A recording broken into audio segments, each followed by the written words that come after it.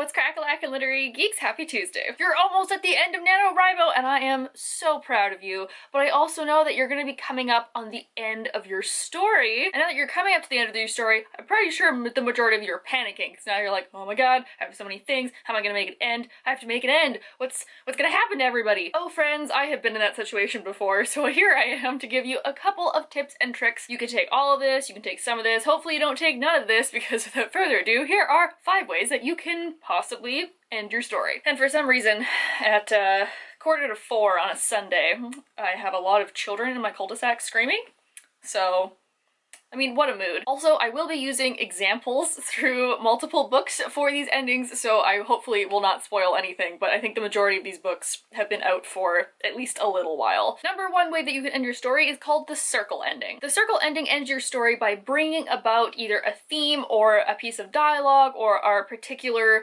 circumstance that happened at the beginning of the novel or the series into the end of the novel of the series. This can be in a good way or a bad way. It can be written as a coincidence. It can be written as fate. This one usually requires a little bit of planning in advance, so maybe if you already have dropped a couple of hints throughout your story, you might be able to make this work. This is usually emotionally satisfying to your reader because it triggers that little thing in your brain like, hey, I've seen this before, and it kind of nicely wraps up your whole book. Like, you know, just puts the little bow on top. A good example of a circle ending is in Dark Dawn by J. Kristoff, which is the 3rd of his Nevernight trilogy. In the beginning of the series, the first book, Nevernight, we hear the main character, Mia, say her catchphrase of never flinch, never fear, and never forget. And it's a saying that's very aggressive and is kind of held in a spot of anger because she is on this revenge-driven path. That's right, small child, you yell it out there. But in the 3rd book, we kind of explore perhaps other meanings of that phrase, and you kind of get to see this thing change throughout the series and then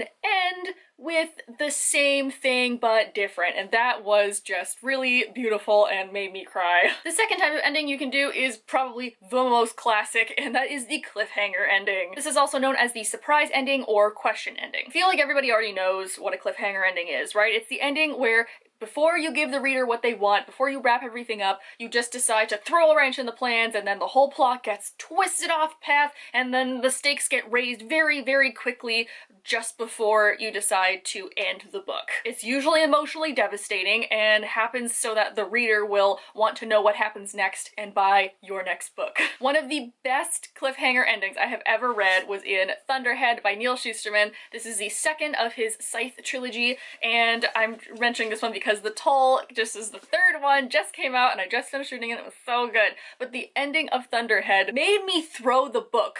I'm not kidding, I was so mad. And the reason why I think I had so much satisfaction in reading The Toll was because in the end of Thunderhead, we have all of these things going wrong constantly, and just when you think something else can't go wrong, it does, and so you're just in this giant pit of despair, and then it ends. So you don't get any resolution, and you need to know what happens because the stakes suddenly went from 0 to 60 to 100 to 120 very fast. Number 3 type of an ending is the emotional ending, and I know a lot of people immediately are going to think of sad, but it doesn't necessarily have to be sad. It could be sad or happy or sweet or bittersweet, etc. I mean, come on, who am I kidding? The majority of emotional ending type books happen to be sad or emotionally devastating. Like, do you want your reader to hate you? Write an emotional ending. An emotional ending will give off the emotion that you have built throughout your novel, and it usually occurs after a lot of bad stuff has happened to your main character. So this will either drive home the fact that everything in this book and world sucks, or alternately, it can raise the reader out of a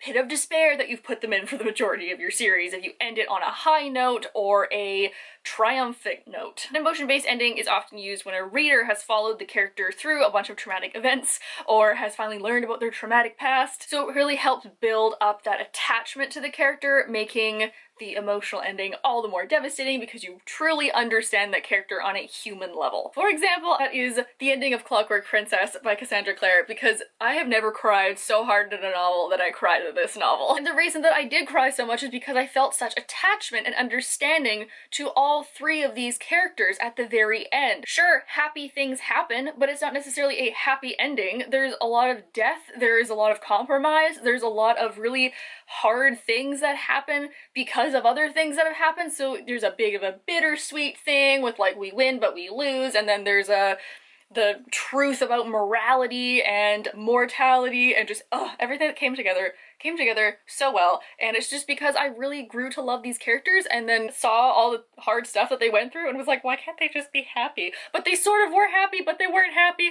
I'm rambling. Anyways, super good example. Another way that you can end your novel is very opposite than the last one, is the humorous ending. This is often only tied to funny books. Like, you wouldn't really have like a James Bond shoot 'em up action adventure movie and then have like a funny little thing at the end. Like, it doesn't really work. Nor would you have a high fantasy war-stricken novel and then have like a little funny aside at the very end, unless you have that throughout the whole novel.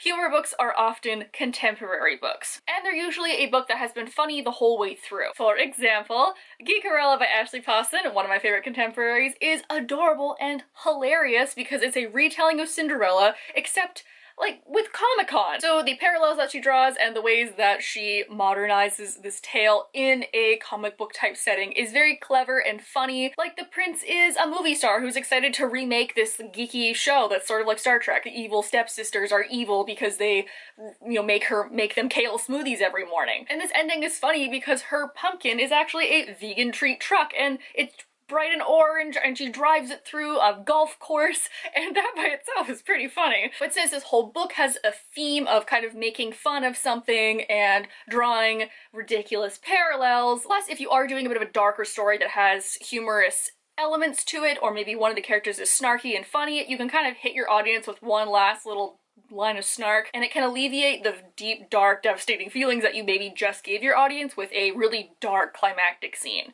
Kind of bring them out of it before ending the novel, and therefore making your reader feel a little bit better. And lastly is the dialogue ending, which is not one of my favorites, but you definitely can make it work for you. I say it's not one of my favorites because I like more thematic type endings or full circle endings, and dialogue endings are, I'd say, mostly in contemporary, and they're mainly for when you're trying to make your character relatable or to relate the audience back to your character. Often the dialogue that's said is a character rehashing the theme, or the author wrote a character saying something that's supposed to be the lasting impression that you have of that character as a person. An example that does this very well is The Raven Boys by Maggie Stiefvater. Haha, you thought that you could get through a whole video of mine without me mentioning this. Surprise! I am gonna read the ending line because if you are subscribed to the WordNerds, you know that we talk about this all the time. You probably should have read it by now. Like, what are you doing if you haven't? The dialogue that ends this book about magical forests and ley lines and dreams is from Ronan, who is kind of like the hard ass of the bunch. And he also has a pet bird named Chainsaw. I guess now would be a good time to tell you, he said. I took Chainsaw out of my dreams. But this really works because we haven't really heard Ronan talk about anything. We know that he swears more than he talks, and he barely even talks, and he's very reserved and harsh and does not care what anybody thinks of him. So the fact that he's opening up with this deep secret right at the end gives you another look into his character. And that sentence will create a lasting impression of what the series is going to move into, and also what we can expect to see from his character in the future. So there you have it. There are 5 ways to end your novel. I know many of you are on your way to doing so, and I'm so proud of you, regardless is if you're writing the ending, or you're writing the middle, or you're just beginning. Nano has been a long month. Oh my god, there's been so much happening this month. I, for example, am writing finals this and next week.